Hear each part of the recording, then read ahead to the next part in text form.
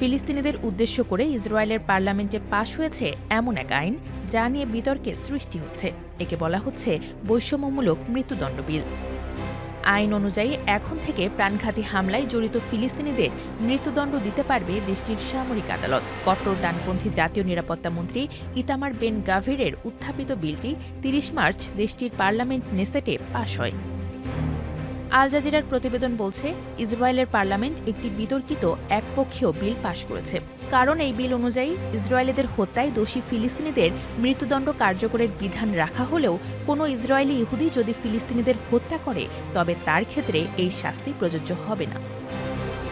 বিলটির পক্ষে ভোট দিয়েছেন প্রধানমন্ত্রী নেতানিয়াহু সহ ৬২ জন আইন প্রণেতা, আর বিপক্ষে ছিলেন ৪৮ জন। ভোটাভুটির আগে ফাঁসির দড়ির আকৃতির একটি বিশেষ পিন পড়েছিলেন বেন গাভির, যা এই আইনের প্রতি তার সমর্থনের প্রতীক। ভোটের পর তিনি এক্স অ্যাকাউন্টে লেখেন, আমরা ইতিহাস গড়েছি, আমরা প্রতিশ্রুতি দিয়েছিলাম, তা বাস্তবায়ন করেছি। আইনটি পাশের পরপরই বিশ্বজুড়ে বইছে নিন্দার ঝড়। যুক্তরাজ্য, ফ্রান্স, জার্মানি ও ইতালি উদ্বেগ প্রকাশ করে বলেছে, এই আইন গণতান্ত্রিক নীতিকে ক্ষুণ্ণ করবে।